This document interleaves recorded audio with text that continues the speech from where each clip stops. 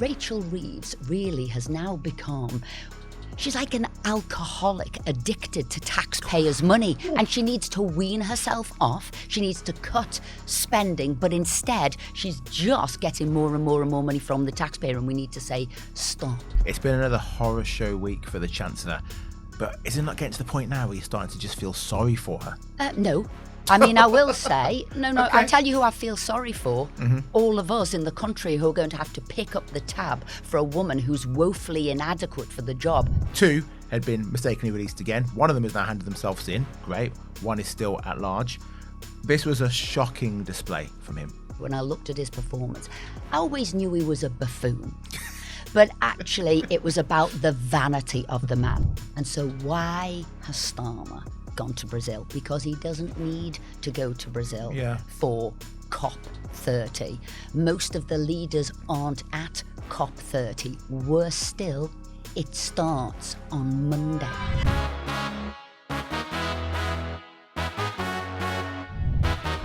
Hello and welcome to the Daily Expresso. I'm JJ Anisiobi, and today I'm joined by the wonderful Tory MP Esther McVey, aka the Westminster Whisperer. How you doing, Esther? Brilliant, and great to be back with you. Fantastic. You've come dressed for the wedding, I see. Yes, to you, Nice. Yep. just in case. I know you've already done it once, but hey.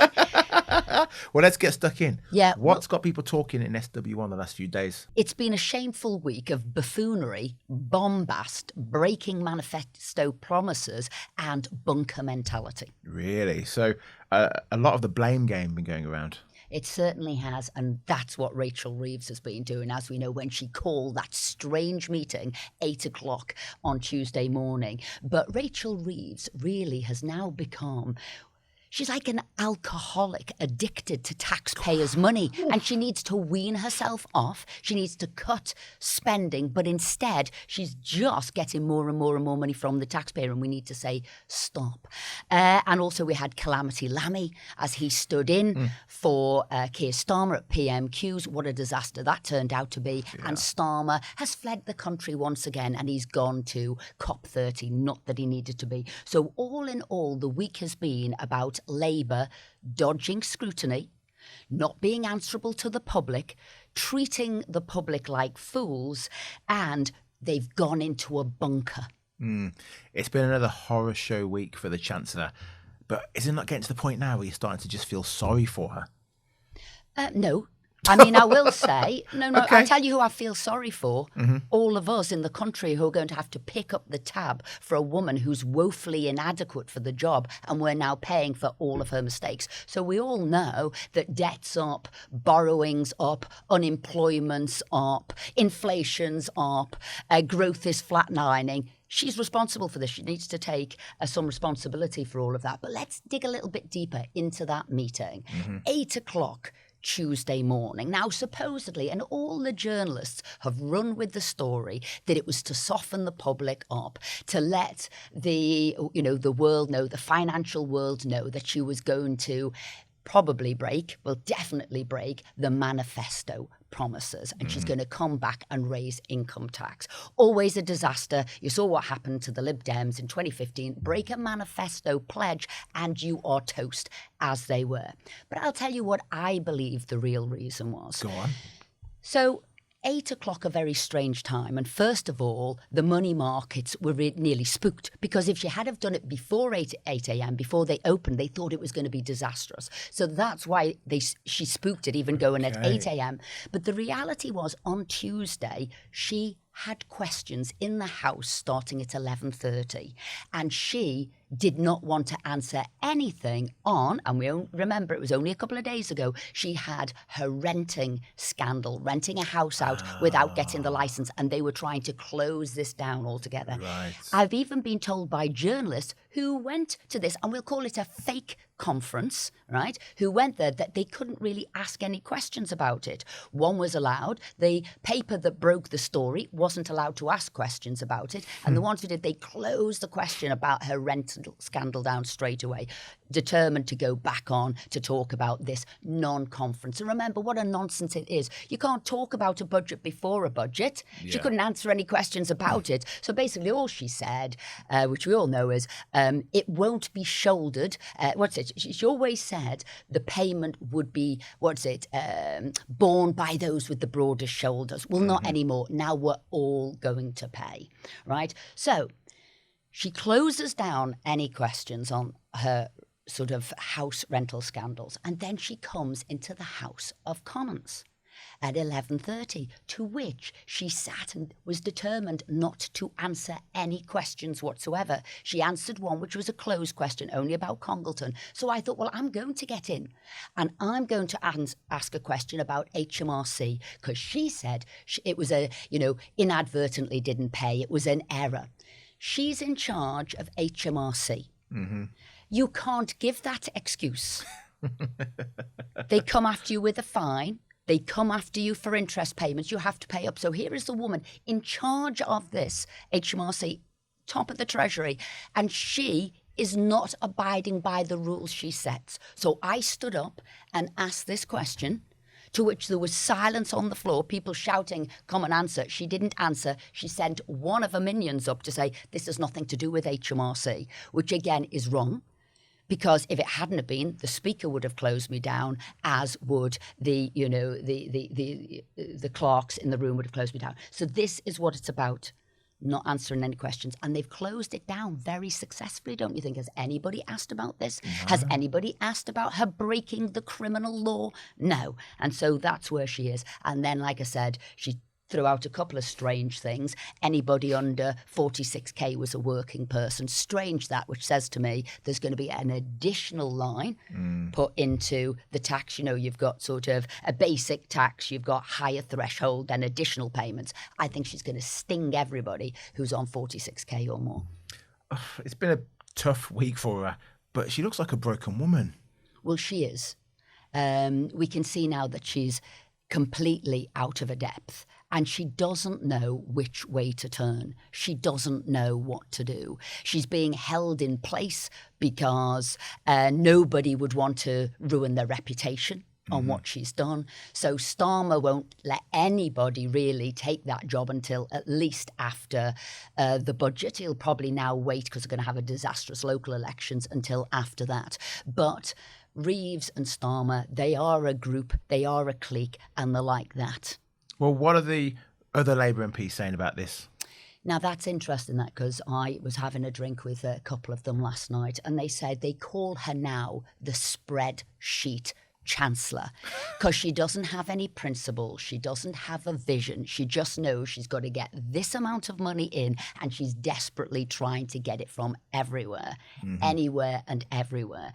And they say what they're concerned about, she won't spend any money on any of the things that they'd wanted to spend it on, whether it's council houses, whether it's more on, net zero and climate, all of these things. She's going to get more buffer room, because now she's also been taken hostage by the Treasury and also by the financial market. So any money that she brings in is going to go in her buffer room to protect her, and it won't be spent on any of the policies the Labour MPs would like it spent on. So they see her as just a spreadsheet Chancellor without any principles, who now is hostage to the Treasury. Jeez. Let's move on to David Lammy. I know you watched him doing his first ever PMQs. He lost it. He was livid, belligerent when asked whether there was any more asylum-seeking offenders that had escaped. Now we know why. Because 2 had been mistakenly released again. One of them has now handed themselves in. Great. One is still at large. This was a shocking display from him. It was indeed. He had one question which most people don't know who was stood opposite him, and that was James Cartledge. And he was the Shadow Defence Secretary. So it was his first time at the dispatch box. So it was pretty much an unknown quantity to anybody. And he just stood up and he kept asking the same question, are there any other asylum seekers, offenders who have been let out by mistake? And you're right, he blamed the Tories, he blamed everything else. He was getting angrier and angrier. But all I'd say, word to the wise. When somebody doesn't just ask you that question once, but they've asked you it for all of the questions they're allowed to ask, which is 6, which is a maximum, you know there's a problem. You should know they know something that you don't. And he carried on. But we'll get to a little bit later on that he did know the answer. Mm-hmm. So I think that. But what I would say when I looked at his performance, I always knew he was a buffoon. But actually, it was about the vanity of the man. So first of all, Starmer was probably relieved he didn't answer any questions, because we've seen Mastermind, haven't we? Mastermind David Lammy. When he does answer questions, you'd wished he hadn't. So when he was asked who is going to succeed, King Henry VIII, he said Henry VII. I mean, what a disaster. When he was asked what is the surname of the French scientists Marie and Pierre, who got the Nobel Prize in 1903, he didn't say Curie, he said Antoinette. So this was the last queen of France, going back to 1774, completely wrong. When asked to name a blue cheese, he said Red Leicester. I mean, the man is an absolute buffoon. And obviously, he tweeted about Remembrance Sunday and he put the time as 11. Again, he just isn't. So as far as I can see, Starmer was probably relieved he didn't answer any questions, because they would have been a disaster if he had of. But let's go back to this new side that was revealed of David Lammy. His vanity. He was quite arrogant, I thought. Yeah, but when you're asked a PMQs, remember, it's not about you, Prime Minister's questions. It's you answering questions on behalf of members of Parliament from all sides of the House and the constituents. You're answering to the public. So the first thing is he talked about how he was the first, black man at the dispatch box answering PMQs, right? And then every question was about him. So when he had to answer about the horrific train stabbing, he then said, I went to school in that area. Nothing to do with anything. When the SNP asked a question, he said, 5% of me is Scottish. What's that got to do with anything? Yeah. And the worst thing was, he didn't put his poppy on, right? And it was handed to him eventually to put it on. And his excuse, I've got a brand new suit, which my godmother gave me, and I didn't put it on. So we've heard everything. The vanity of the man to get a brand new suit. The vanity of the man to talk about every question relating to him. And how simple is it to put a poppy on, which a poppy reflects other people, all about other people who gave their lives for this country. And he doesn't put it on, but he manages to get himself a new suit. Yeah. It reveals so much about him. And then he tweeted afterwards, yet again, I was the first sort of black man to answer PMQs. And I thought, you know what? It was such an awful performance. I think I wouldn't have given that tweet if I were you. Yeah. He was ducking questions in PMQs. And Starmer is where? Well, I was just about to get to the final point, which revealed him as well as a bit of a misleading the House. We don't like to say liars, but I will. Liar and misleading the House. At the end, there was a point of order. James was back to say, you didn't answer the question, but here is the answer. Yes, there is another asylum seeker now who's, committed a crime, who's out on the streets. And he didn't want to answer. But what we find out now is he'd been briefed on it on the Tuesday night. He had a written statement on what to answer should the question be asked, right? He then was asked by the Speaker of the House to give a reply, to which he said he wouldn't because it would conflict with the police because they were going to give a statement. The police then said absolutely it would not. And then he said, well, I didn't want to answer it because it would be career suicide. So what have we got? So I go back to the point, Rachel Reeves avoiding questions and scrutiny in the House, trying to close it down, not wanting to talk about the scandal that was her renting a house out and avoiding paying for things. You have now got him standing in for PMQs. He knew the answer, avoiding it, didn't want to say, staying away from the House. And this is what I'm talking about, treating the public like fools, avoiding scrutiny in the bunker. And then, as you rightly say, where was Starmer? Yeah, off in Brazil. And so why has Starmer gone to Brazil? Because he doesn't need to go to Brazil for COP30. Most of the leaders aren't at COP30. Worse still, it starts on Monday. So he could have done PMQs on Wednesday, but again, he didn't want to because there's so many things that have bubbled up that we've never had the answers from him about China and maybe misleading the House. We've never had them on Mandelson misleading the House. We've never had them on his chief advisor, Morgan McSweeney, and that £740,000 donation misleading the House. So he's fled the country. And he's now there. And can I tell you something else that has come out? He said on the plane journey going over, which is unheard of, he didn't want any of the Westminster reporters accompanying him on the flight. So he didn't have to answer any questions. Wow. That's crazy. Because, as you say about the COP summit, the biggest countries aren't there. China, USA, India, Russia, none of them are there. So he essentially is choosing COP30 is because he wants to avoid scrutiny. Yeah, so, and he's also, and this is the joke of it all, isn't it? He's flying a round trip, 12,000 miles. Him, Ed Miliband, seems a bit of a junket. Sadiq Khan's also going there, Tracy Brabin as well, another one of the mayors. They're all going there. And by the way, the ask at COP30 this time is for £125 billion for the rainforests. So I don't know where Starmer's got his money from.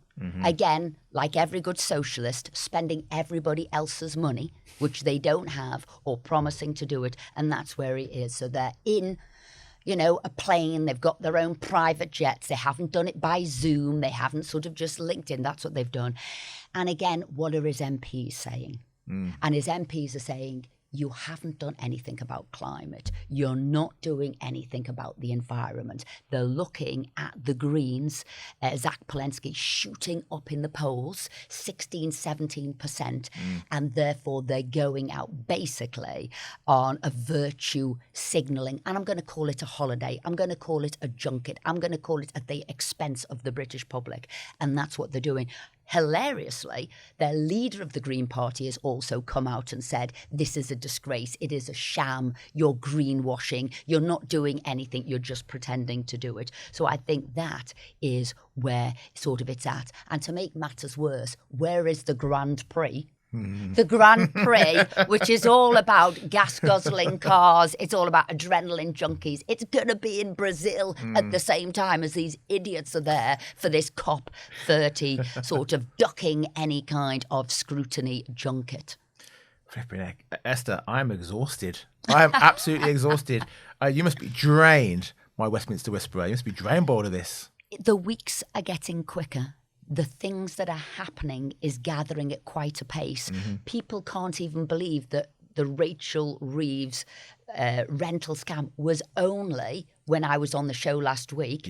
Again, and I think this is what is upsetting the public, really. They're seeing scandal after scandal. They're seeing this I am above the law mentality. The law is for the peasants, but not for us. The hypocrisy. But I think this one law for them, one law for everybody else is now getting traction. I'd also warn Rachel Reeves, this scandal won't go away. Should she put any charges, which she's looking to do, on council tax, possibly looking to double some of the bans higher up, then I think the scandal will come back there. So it's all sort of bubbling up. And that's when you think, will it just be a massive sort of big collapse and explosion of all of them? But all of them really are now sinking under their own made scandals. Yes. Well, look, I can see you slightly het up. Let's take the temperature down a little bit and end the show on something a bit lighter. Go on. Collins Dictionary and Dictionary.com have given their list of the words of 2025. Now, I don't know most of these words. Are there any political words in that? Because I'll know the answers to that one. I think kind of. Oh, go on. A couple ones, kind of. I don't know. I'll be honest, I don't know any of these, right? First one, clanker. This is a slur for robots and AI to express frustration with AI's shortcomings. It's from Star Wars, apparently. Right, but if we'd probably say, you dropped a clanger. Yes. Then that would be making a mistake. Now, I Yes. watched Star Wars, so clanker, okay. Yeah. Yes. Was that the name of one of the... I don't know. You haven't the focus. Okay, so give us another word for these more slang words. Glaze. You know what that one is? Well, put it this way: if I glazed, right, you'd be saying something really boring. I'd be like glazed. So glaze means to excessively or insincerely praise someone, often to the point of it being cringeworthy or annoying. A bit like how I suppose Starmer glazes Sadiq Khan. Well, he's a friend of mine. He's a great man. Okay. Yeah. I said I'd just, glaze if somebody was waffling on. Yeah. All right. Aura farming. You know what that is? Aura farming. No, go on. It's the act of intentionally cultivating a cool or charismatic persona. I don't want to hear anyone behind the cameras pointing at me for this. I can feel them looking at me thinking that I'm an aura farmer. I just have good aura, but I'm not an aura farmer. Okay, so it's an aura farmer. Okay, so I get auras. Yeah, okay. And so when you farm it, what you're trying to do, trying to steal other people's auras? Yes, exactly. So Now, all I'd say is the aura does belong to you. Thank you. I don't know if you can steal somebody else's aura, but what this reminds me is of the Philip Pullman's books. The dark materials and the dark matter, where you're stealing other people's sort of, energy or substance or whatever. So it's so this is really pretense rather than reality. It is your aura or it's not. Okay. Unless you learn to be a nicer person. Yours is now golden. Wonderful. Okay, how about this one? Broligarchy. Broligarchy. Mm-hmm. Broligarchy. Yeah. So this is oligarchy. So I can see where the garchy is coming from. Broler. What are you broling? The influence of a group of wealthy tech figures who are seen as having an outsized impact on public discourse and policy. So your Zuckerbergs, your Bezos, and those guys. I'd call them a lolly-agarchy. They've all got loads of moolah, haven't they? A moolah-agarchy. Well, this is the political-ish one, I guess. Yeah. And these are people who are going to be hit hardest, I think, by Rachel Reeves's budget. The word is Henry. You heard of that one? Okay, so is that a class of person, a Henry? High earner, not rich yet. Yeah. So we always have, we've had Essex man, we've had the Jams just about managing. Yeah. So we've always had those. And yes, they will. And they are the people, by the looks of things, who are going to be battered by Reeves' budget. Yeah. As I said, she said some very strange things. We're all going to be paying for it. Absolutely. The Final 46k is going to be a disaster. Final one. 6-7. 6-7. Yeah. Now this has been entered in there, and apparently no one knows what it means. I gather kids are in classrooms and they shout out 6-7. I don't know. I have no idea about it. You're looking at me like I'm the crazy one. No, I didn't put it in the dictionary. 6-7. Okay. Okay, so what is it? It's going to be, is it, a sports person, somebody with, again, money? Is it somebody who's a celebrity, 6-7? No, it's just random. Kids just say 6-7. I don't know why. I think I'd look into 6-7, Listen, the person. 6-7, the person. There is 6-7, the person. What would be your word of the year? My word of the year, probably something like Starmageddon. Because Starmer's been such a disaster, Starmageddon. I think we'll have one by the end of the year for Reeves a disaster or something.